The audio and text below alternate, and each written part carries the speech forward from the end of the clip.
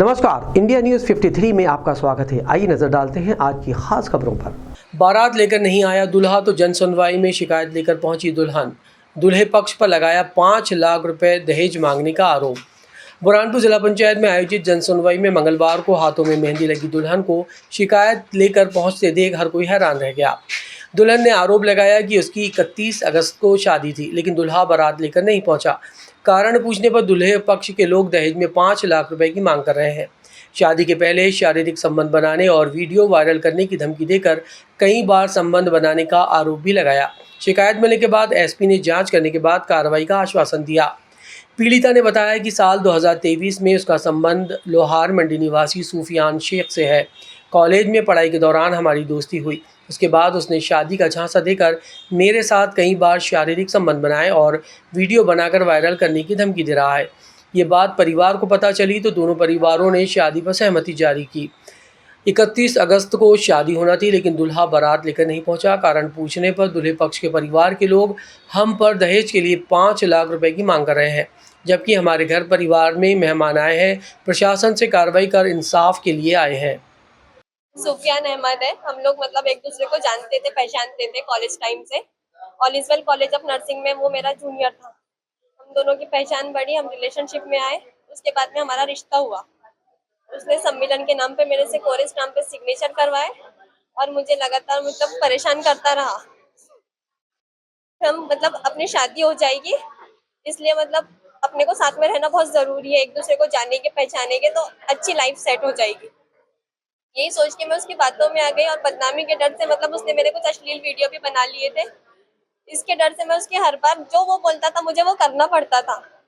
ये बात जब मेरी मम्मी को पता चली तो उसके घर वालों से बात करने पे ये बोला गया कि भाई अब रिश्ता तो हो गया है, अपन आपस में बैठ के इनकी एंगेजमेंट करवा देते हैं। एंगेजमेंट के पैसे भी पूरे मेरी मम्मी ने दिए। जो कुछ किया वो मेरी मम्मी ने करे। उनको ऐसा लगा कि ये हर बार ऐसा करते हैं, तो उन्होंने शादी के टाइम भी दहेज की मांग की। मेरी मम्मी दहेज भी दे रहे थे, पूरा फर्नीचर दे रहे थे, एसी दे रहे थे, लेकिन उनको कुछ ज्यादा एक्स्ट्रा चाहिए था। अभी एक आवेदिका आई थी हमारे पास में और उनके साथ उनकी माँ भी थी। उनका ये कहना था कि कुछ समय पहले ये लोग आपस में मिले थे। नर्सिंग का इन्होंने कोर्स किया हुआ है और ये साथ में मुंबई में रही हैं। इन्होंने एक एग्रीमेंट भी साइन किया था कि हम आपसी मर्जी से हमने शादी की है और हम साथ में रह रहे हैं, ऐसा संज्ञान में आया है। हालांकि अभी वो हमने देखा नहीं है एग्रीमेंट में क्या लिखा हुआ है, उसकी जांच करने के लिए हमने कहा है। इसका जो भी एग्रीमेंट है उनका, उसकी जांच हम लोग कर रहे हैं और उसमें क्या कंटेंट है, क्योंकि विवाह जो है एग्रीमेंट पे विवाह नहीं होता है। उसकी जो प्रक्रिया है वो या तो कोर्ट में होता है या जो विधि की प्रक्रिया है उसके अनुरूप होता है। तो वो सब चीजें हम लोग देख रहे हैं और इसमें जो नियमानुसार कार्रवाई बनती है वो की जाएगी। तो उनका आरोप है पुलिस परिवार का कि शादी के लिए जो वर पक्ष है, लड़का पक्ष है, उन्होंने 5 लाख की डिमांड की, 10 लाख की, इस तरह आरोप है। इसमें हमने जो लोकल थाना प्रभारी हैं उन्होंने पता किया, तो जो बात हमारे संज्ञान में आई है ये बात उल्टी है कि ये शायद ये पक्ष है जो पैसा की मांग कर रहा है। खैर ये एक अलग मसला है। हमारा पॉइंट तो केवल लीगल पॉइंट्स पे है कि जो एग्रीमेंट है और इसमें जो लीगल कार्रवाई बनती है पुलिस उस पर काम करेगी। पुलिस की भूमिका है, दोनों शादी करना चाहे लड़का और वो, तो क्या पुलिस निभाएगी? नहीं, यदि दोनों शादी कर लेते हैं तो फिर उसमें ऑलरेडी जो है उसमें पुलिस का क्या केस बनता है, समझाइश देने का। ऑलरेडी देखिए इसमें परामर्श एक बार हो सकता है कि इसमें जो है, बाकी जो पुलिस का काम है लीगल कार्रवाई करना, जो एविडेंस है उनके आधार पर कार्रवाई करना और जो एविडेंस आएंगे उसके आधार पर पुलिस कार्रवाई करेगी। स्टाम्प ड्यूटी बढ़ाए जाने के विरोध में AIMIM पार्टी के पदाधिकारियों ने जनसुनवाई में पहुंचकर की शिकायत, प्रस्ताव को वापस लेने की मांग। मध्य प्रदेश शासन द्वारा स्टाम्प ड्यूटी बढ़ाए जाने का प्रस्ताव रखा गया है, जिससे जनता पर अधिक बोझ पड़ रहा है। इसके विरोध में मंगलवार को AIMIM पार्टी द्वारा जिला पंचायत में आयोजित जनसुनवाई में पहुंचकर अपर कलेक्टर वी सिंह चौहान को ज्ञापन दिया गया। शासन से स्टाम्प ड्यूटी बढ़ोतरी का प्रस्ताव वापस लेने की मांग की। जिलाध्यक्ष अधिवक्ता जहीरुद्दीन शेख ने कहा कि मध्य प्रदेश शासन द्वारा स्टाम्प ड्यूटी शुल्क में बढ़ोतरी की जा रही है। इसका सीधा असर गरीब और मजदूर जनता पर पड़ेगा। गरीबों को स्टाम्प बनाने और नोटरी करने के लिए अब अधिक राशि खर्च करना पड़ रही है, जिसके कारण गरीब जनता परेशान होगी। पहले ही स्मार्ट मीटर के कारण गरीब जनता की जेब पर अधिक बोझ पड़ रहा है। शासन द्वारा गरीबों पर बोझ डालने के लिए इस तरह के प्रस्ताव लाए जा रहे हैं। शासन से मांग की जाती है कि इस प्रस्ताव को खारिज कर उसे वापस लिया जाए। अगर प्रस्ताव वापस नहीं लिया जाता है तो पार्टी आंदोलन करेगी। आज MIM जिला यूनिट की ओर से chief justice of Madhya Pradesh Jabalpur के नाम एक ज्ञापन सौंपा गया है, जिसमें हमने मांग की है कि राज्य सरकार द्वारा जो स्टाम्प की ड्यूटी 100% से अधिक बढ़ा दी गई, अर्थात जो शपथ पत्र के लिए पहले 50 रुपए का स्टाम्प लगता था, अब जनता को 200 रुपए का स्टाम्प खरीदना होगा। इकरारनामे के लिए 1000 रुपए का स्टाम्प लगता था, अब जनता को 5000 का स्टाम्प खरीदना होगा। पावर ऑफ अटर्नी के लिए 1000 रुपए का स्टाम्प लगता था, अब 2000 से 10,000 रुपए का स्टाम्प खरीदना होगा। राज्य सरकार दिन ब दिन गरीब जनता के जेब काटने का काम कर रही है। इसके पूर्व में स्मार्ट मीटर लगाकर जनता के जेब काटे जा रहे थे। जनता तराय तराय कर रही है और राज्य सरकार सिर्फ जनता के जेब से कैसा पैसा निकाले, सिर्फ एक जेब कटने का रोल अदा कर रही है। आज स्मार्ट मीटर का हमारा पीड़ा जनता की कम भी नहीं हुई थी, तो उसके बाद उन्होंने स्टाम्प का लेकर आ गए। आज स्मार्ट मीटर की समस्या को अगर देखेंगे तो आज हमारे कुछ साथी शिकायत लेकर आए कि जिले के शासकीय स्कूलों के जो मीटर थे, स्मार्ट मीटर, आज वो भी काट दिए गए। आज विद्यार्थी सबके सब परेशान है, उनको पानी नहीं मिल रहा है, शौचालय में लाइट नहीं है, शिक्षण कार्य तमाम प्रभावित हो रहे हैं। इस तरह राज्य सरकार स्मार्ट मीटर, स्टाम्प ड्यूटी बढ़ाकर जो जनता का जेब काटने का काम कर रही है, इसलिए हमने महामहिम राज्यपाल के नाम ज्ञापन ना देते हुए सीधा chief justice of Madhya Pradesh Jabalpur के नाम ज्ञापन दिया और ये मांग की है कि आप इसका स्वयं संज्ञान लें और राज्य सरकार के खिलाफ कार्रवाई करें। केला उत्पादक किसानों ने केला नीलामी में कम भाव में खरीदी जा रही उपज का किया विरोध। कांग्रेस ने कलेक्टर को ज्ञापन देकर कार्रवाई की मांग। बुरहानपुर जिले में केले का उत्पादन अधिक होने के बाद भी केला नीलामी में किसानों से कम भाव में उपज खरीदी जा रही है। नीलाम के बाहर गाड़ियां खरीदने से किसानों को आर्थिक नुकसान हो रहा है। मंगलवार को कांग्रेस कमेटी ने कलेक्टर हर्ष सिंह को ज्ञापन देकर किसानों को अधिक भाव दिलाने एवं नीलामी के बाहर कम भाव में खरीदे गए व्यापारियों पर कार्रवाई करने की मांग की। कांग्रेस नेता अजय सिंह रघुवंशी ने कहा कि बुरहानपुर की केला फसल पर मंडी टैक्स है।